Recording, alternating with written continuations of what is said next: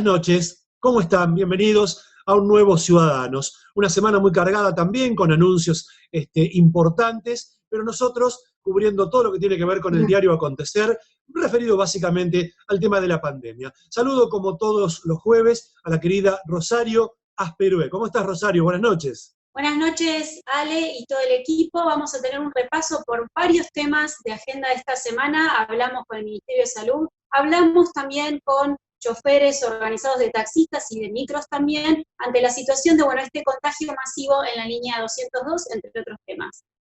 Muy bien. José Luis Carut, ¿cómo te va? Buenas noches. Hola, Ale, muy buenas noches a vos, a Rosario, a Pico, a todos. Así es.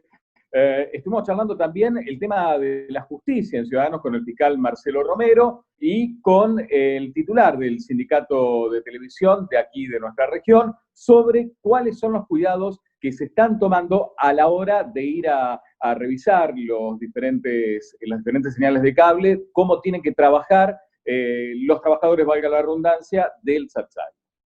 Perfecto. El señor Pico Sansone. ¿Cómo te va, Pico? Buenas noches. ¿Qué tal? Buenas noches, ciudadanos y ciudadanas. ¿Todo bien? Sí, todo muy bien. Bueno, como decía el Turco, nos metimos un poco en el tema de la justicia si funciona, si no funciona, si se puede, si no se puede, con la virtualidad, con el fiscal Marcelo Romero, y también en otros temas que hacen a la ciudad. Vamos a tener la primera mujer, ya tenemos la primera mujer a cargo de control urbano, un área clave, porque es el área de los líos de tránsito, de la venta ambulante, de la nocturnidad. Así que con ella, con Virginia Pérez Cataño, vamos a hablar. Y también, vamos a tratar otros temas que tienen que ver con esta realidad que estamos viviendo, ¿no? Me acordaba recién lo que decía el Turco, lo del sindicato de televisión, y por estas horas se está viviendo una situación bastante angustiosa por la grabación de un programa de televisión, en la televisión abierta, donde, ahora están difundiéndose fotografías donde han hecho cualquier zafarrancho, y hay más de 11, 12 contagiados, entre técnicos, actores y demás. Así que buen programa esta noche. Bueno, muy bien. Empieza un nuevo Ciudadanos.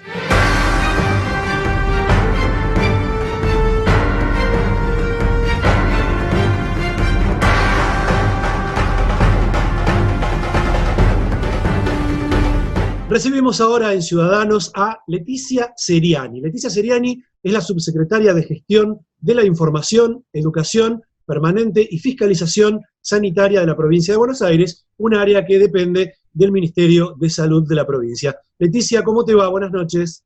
Hola, ¿qué tal? ¿Cómo están? Buenas noches. Bueno, bien. Empiezo yo con la primera pregunta. Quería saber los alcances, por ahí para la gente que nos está mirando, ¿hasta dónde tiene injerencia tu área con referencia estrictamente a la fiscalización? Bueno, de la subsecretaría que está a mi cargo depende la dirección de fiscalización, que es la dirección que se ocupa de, por un lado, de todo lo que es las habilitaciones de establecimientos y la fiscalización, digamos, el monitoreo de los establecimientos sanitarios de la provincia, de las farmacias y también del control de matrículas de los profesionales de la salud. Todo eso, digamos, está dentro del área de fiscalización. Hace poco vi que hablabas con referencia al tema de los testeos, ¿sí? Que se van realizando. ¿Pensás que se está trabajando bien en esa área? ¿Son insuficientes? ¿Se podría haber empezado antes? ¿Cómo lo están manejando desde salud? No, antes no, se empezó a testear cuando empezó la pandemia, digamos. Creo que venimos haciendo un buen trabajo, de hecho estamos con una positividad acumulada del 20%, alrededor del 20%, lo cual está bastante bien, digamos, de acuerdo a la situación que se ve en todo el mundo. A ver, hay una cosa respecto a los testeos que tiene que ver con esta idea del testeo masivo o el testeo asintomáticos a personas que no manifiestan síntomas de la enfermedad, que la verdad es que hay que ser muy claros con eso, porque en realidad el hisopado y la PCR, que es la única técnica que hoy tenemos disponible para el diagnóstico, está indicada solamente para personas que tienen síntomas de la enfermedad, o sea que son casos sospechosos. Y esto es porque mediante ese hisopado lo que se hace es medir de alguna manera la carga viral que una persona tiene en su cuerpo, en su organismo. Entonces, obviamente una persona que tiene menos síntomas, la carga viral es más baja y es muy probable que estemos testeando a una persona que se contagió y que nos dé negativo en ese resultado. Entonces, por un lado, solamente está indicado por la confianza que podemos tener en el resultado para personas que tienen síntomas, y por otro lado, porque además, si yo tengo un contacto estrecho de un caso confirmado que no tiene síntomas y lo hisopo, si ese resultado es negativo, igual yo tengo que garantizar los 14 días de aislamiento. Entonces no me cambia la conducta el hisopado en personas que no son sintomáticas. En ese sentido, nosotros desde la provincia y en todos lados, en realidad se viene hisopando al 100% de las personas que manifiestan un síntoma, ya sea porque llegan al sistema de salud con un síntoma o porque se los detecta en la vigilancia activa en esta búsqueda casa por casa, y entonces en ese momento, en ese mismo momento, se hace el hisopado. Obviamente, en la medida en que aumentan los casos y aumenta la circulación viral, hay más gente que se contagia y entonces aumentan los testeos.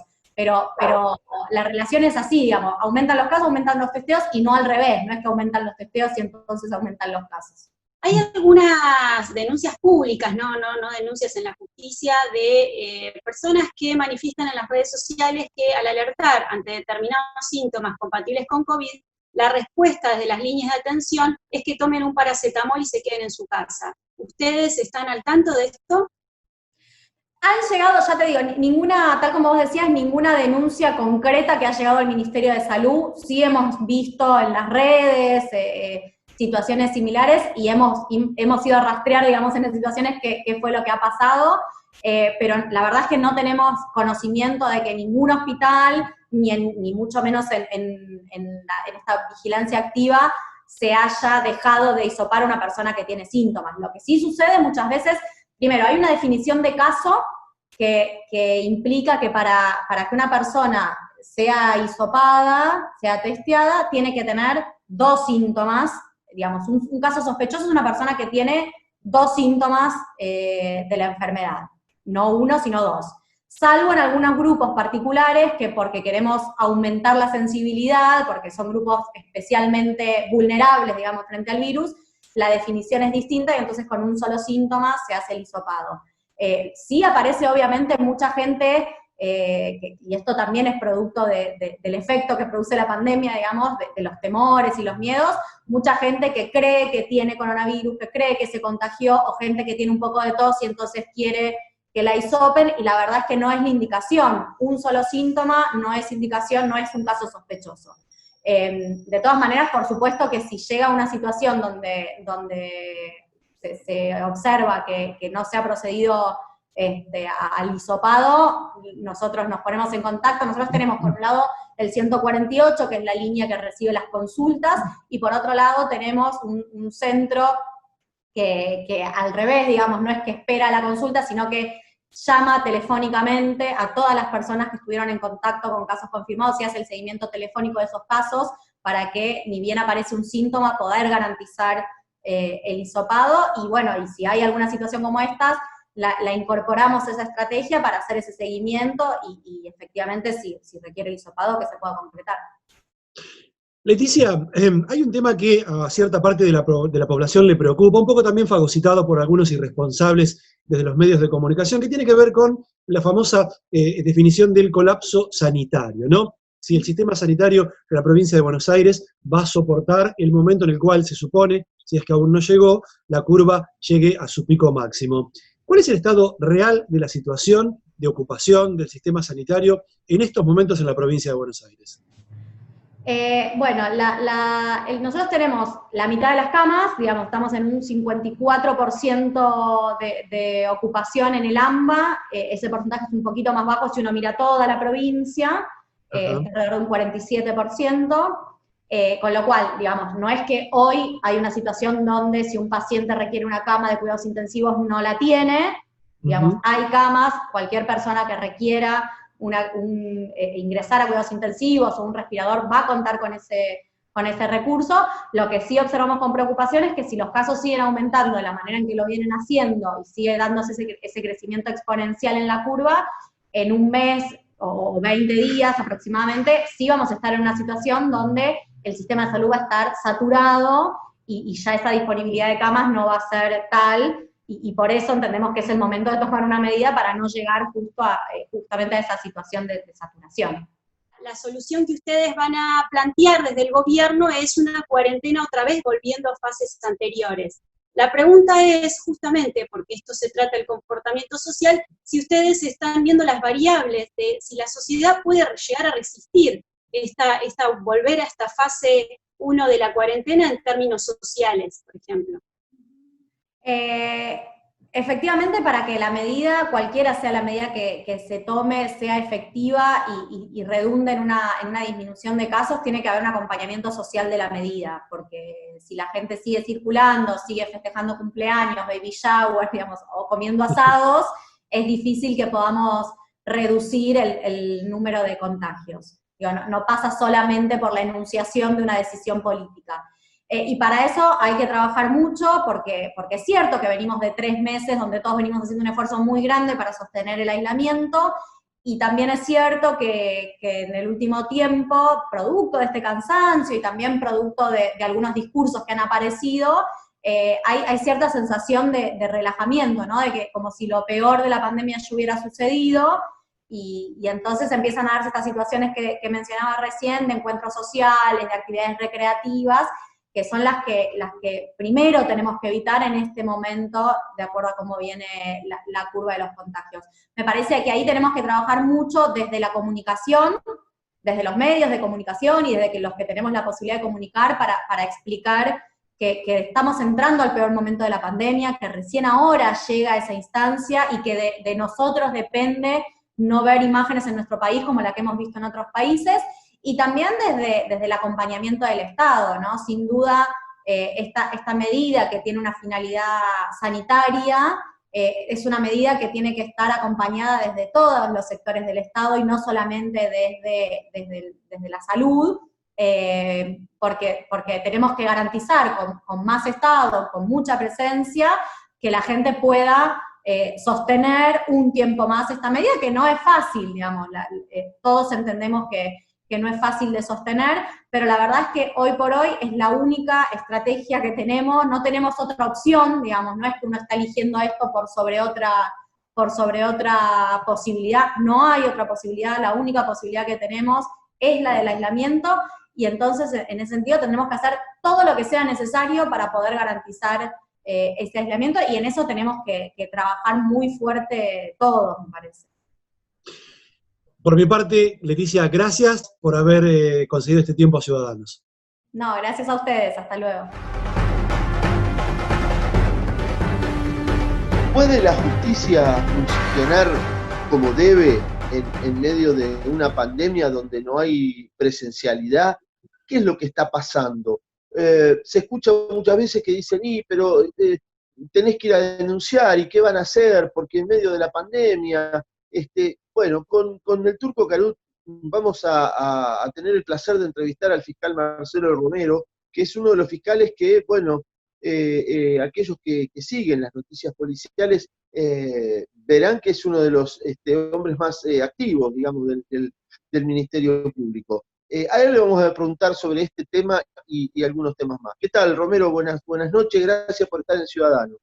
Buenas noches, un placer para mí estar con ustedes. Buenas noches. Obviamente que no es lo mismo, ¿no? El trámite presencial, la actuación presencial de la justicia que esta virtualidad, pero ¿hasta dónde? ¿Hasta dónde ve usted como fiscal limitada su capacidad de investigación, su capacidad de actuación para resolver los hechos que se le presentan todos los días? Y más cuando está en turno, ¿no? Sobre todo. Sí, destaquemos que además de los turnos, el resto de los fiscales seguimos trabajando porque durante la investigación penal preparatoria todos los días son hábiles, es decir, no hay ni siquiera feria, aún en tiempos normales, tanto en enero como en julio, todos los días de la IPP, de la investigación penal preparatoria, son hábiles. Ahora bien, esta pandemia nos sorprendió a todos, no solamente a los argentinos, sino a todo el planeta, y para ser sinceros, para ser veraces, ¿no? Con la información que ustedes me están requiriendo, no estábamos preparados para una administración de justicia exclusivamente digital. ¿Por qué? Existen las plataformas como esta que estamos utilizando ahora, que nos permite comunicarnos entre nosotros y con la teleaudiencia, existe el Zoom, existe el Meeting, existe todas las plataformas que tenemos a disposición y otras profesionales que se pueden utilizar y que se utilizan. Es más, hasta el mismo sistema de WhatsApp permite tener conversaciones por videollamada entre más de 3 personas. Ahora bien, ¿cuál es el real problema de esto? No la tecnología que tenemos al alcance de la mano, que es una gran herramienta, sino que todavía no existe totalmente el expediente digital. Hoy el abogado particular, el abogado defensor, el abogado querellante, aquel que representa a una víctima, no tiene en su computadora la totalidad de las actuaciones sumariales, la totalidad de la investigación penal preparatoria. Entonces, necesariamente tiene que tener contacto con el expediente de papel. Nos quedamos, por eso les decía, nos quedamos a mitad de camino. Existe sí mucha documentación con firma digital, existe sí mucha documentación digitalizada, pero por ejemplo lo que se hace en policía, que es el 85-90% de la investigación penal preparatoria, no está digitalizada, ni tampoco tenemos un sistema que compartamos con la fuerza auxiliar del Ministerio Público, con las policías, no solamente con las investigaciones, sino también con la policía de seguridad, con la científica, etc. Y Marcelo, y las otras...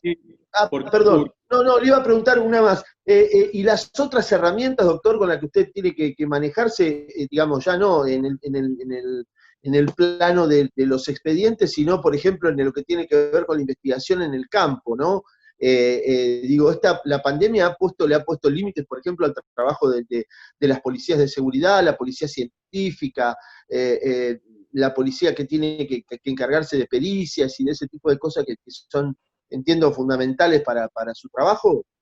No, las policías están trabajando a pleno, tanto la policía de seguridad, la policía uniformada, la policía de investigaciones, los detectives, la DDI y la policía científica. Nosotros estamos trabajando en forma presencial, pero alternada, es decir, los fiscales vamos todos los días a despacho, pero el personal está dividido para evitar justamente aglomeraciones dentro de la oficina. Recordemos que las oficinas tampoco están preparadas, ni siquiera a veces en las áreas como por ejemplo el Ministerio de Salud, no están preparadas para el distanciamiento social. Entonces, ¿qué hacemos? Mitad del personal está en la fiscalía, la otra mitad trabaja desde sus casas. Hay personal que directamente no viene, que trabaja todo el tiempo con teletrabajo por enfermedades preexistentes o grupos de riesgo, enfermedades pulmonares, enfermedades cardíacas o que se están recuperando de otras enfermedades.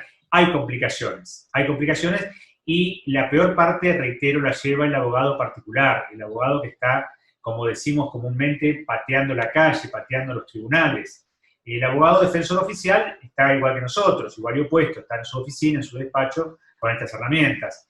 Y el particular, el ciudadano, haciendo honor al nombre de este programa, el que va a los tribunales a preguntar por su expediente, ese tampoco tiene la posibilidad de estar en contacto personal con nosotros. Las denuncias se reciben vía mail, las denuncias se reciben vía plataformas, tanto del Ministerio de Seguridad como del Ministerio Público, pero evidentemente no es lo mismo, no es lo mismo.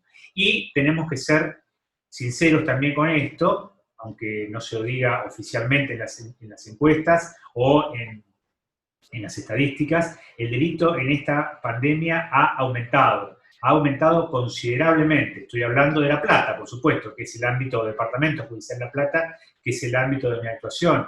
Y también con esta cuarentena, Marcelo, ¿qué tipo de delito ha crecido más con respecto a otros? Ha crecido el delito violento contra la propiedad, el robo violento, con violencias inusitadas e innecesarias, aún desde el punto de vista del propio delincuente. Por ejemplo, se le intenta sustraer una cartera a una señora mayor, 2 muchachos jóvenes, armados, la señora no ofrece la más mínima resistencia, entrega lo poco que tiene, y aún así, aún teniendo la cartera, la billetera o lo que sea, ya en poder del delincuente, la señora, la víctima, es castigada salvajemente o muchas veces muerta. Es decir, por eso hablo de violencia inusitada e innecesaria, porque la violencia se supone que es para amedrentar a la víctima y para lograr el objetivo criminal. Esto se ha visto en muchísimos casos. Hemos tenido en el turno, que ya pasó un mes, 3 homicidios en 48 horas. Hay un aumento en las tasas de homicidios que a veces no son parte de robos, sino peleas violentas. Hay un aumento en el consumo del alcohol, en el consumo de estupefacientes. Nos dicen los médicos forenses que también hay problemas con la abstinencia, es decir, aquellas personas que tienen adicciones pero que no consiguen la sustancia psicoactiva. En fin, un combo explosivo, ¿verdad? Y que se ve también, los que tenemos oportunidad de salir a la calle porque tenemos la autorización de trabajo esencial, violencia aún hasta en el automovilista o en el peatón que está de mal humor. No estoy hablando de delito, estoy hablando de estado de ánimo, estado de ansiedad, estado de nerviosismo y estado de violencia, sin duda. Ante esta cuarentena eterna para algunos, se denuncian muchos abusos por parte del Estado. ¿Cómo se puede defender un ciudadano? Bien, acá empieza, o mejor dicho, volvemos a la pregunta inicial de Pico, ¿verdad? ¿Qué pasa cuando el Poder Judicial no funciona a pleno? Recordemos que estamos en una república con 3 poderes independientes, el trípode de la arquitectura republicana, el Poder Ejecutivo, el Poder Legislativo y el Poder Judicial. El Poder Ejecutivo, sin ninguna duda, está funcionando a pleno, ¿no? Con el ejercicio del Poder Constitucional por parte del señor Presidente, por parte de los señores gobernadores y a nivel municipal por parte de los señores intendentes. El Poder Legislativo no lo está haciendo a pleno. Hay realmente una demora importante, ya sea en el Congreso Nacional, en las legislaturas provinciales. El Consejo Deliberante de La Plata, el Poder Legislativo Municipal, realmente está dando el ejemplo porque está trabajando plenamente en forma presencial en el pasaje de la Rocha, respetando el distanciamiento social y demás medidas de bioseguridad. Así que en este caso tenemos que destacar a nuestros concejales, a nuestros representantes inmediatos, que son los que integran el Poder Legislativo Municipal. Pero, ¿qué pasa? Volviendo a su pregunta. Si no funciona la Corte Suprema de Justicia de la Nación, que es la que eventualmente podría poner freno a eventuales abusos del Poder Ejecutivo o de las fuerzas que dependen del Poder Ejecutivo, ahí el desequilibrio ya no legal, sino constitucional. ¿Cuáles son las formas que tiene el ciudadano para defenderse de posibles abusos, o por lo menos para establecer si hay abusos? Y el derecho procesal constitucional establece el amparo. El amparo es la medida constitucional, de raigambre constitucional, que tiene el ciudadano común frente a abusos del Estado. Pero si no hay tribunales que estén funcionando a pleno, como preguntaba Pico, ese derecho que está en la letra de la ley, que está en la letra de la Constitución, que está en la letra de los pactos internacionales, se torna simplemente como una letra muerta, o por lo menos como una letra moribunda, ¿no? Doctor, si bien, a ver, corríjame si no le estoy errando, pero si bien se trata de un delito federal, Sí. pero obviamente que usted tiene, por supuesto, autoridad para opinar sobre esto, ¿cuál es el efecto real? Pero real en la vida cotidiana, real en la persona de acá para adelante, de alguien que es procesado por violar la cuarentena. Bueno, es notificado de la formación de una causa federal, es una causa grave, violación al artículo 205. ¿Es grave realmente? O sea, ¿le afecta en la vida personal a esa persona? La persona no es detenida, o sea, es demorada en la comisaría o en la dependencia de seguridad, puede ser la gendarmería, la prefectura u otra fuerza federal, se lo notifica y es procesado. A nadie le gusta tener una causa penal federal. No va a ir a la cárcel. O sea, los jueces federales no están encarcelando, salvo obviamente que se encuentre una persona con un pedido de captura. Pero si esa persona se presenta, por ejemplo, presenta un currículum para un trabajo en el Estado, o si quiere sacar un crédito, o si quiere emprender un viaje, se le complica la cosa. Se le complica la cosa. Sí, porque va a tener un antecedente federal, va a tener que dar explicaciones, seguramente algún día el juez lo va a llamar y para que preste declaración y explique, seguramente va a poder defenderse y va a decir, no, yo estaba en la calle no perdiendo el tiempo, sino realizando esta conducta, mi intención no era violar la cuarentena, sino hacer determinada acción que para mí era necesaria, y obviamente que los jueces también esto lo valoran, ¿no? Al momento de procesarlos o no. Como siempre, un gusto, doctor. Gracias por estar en Ciudadanos. Gracias a ustedes, un placer. Hasta la próxima.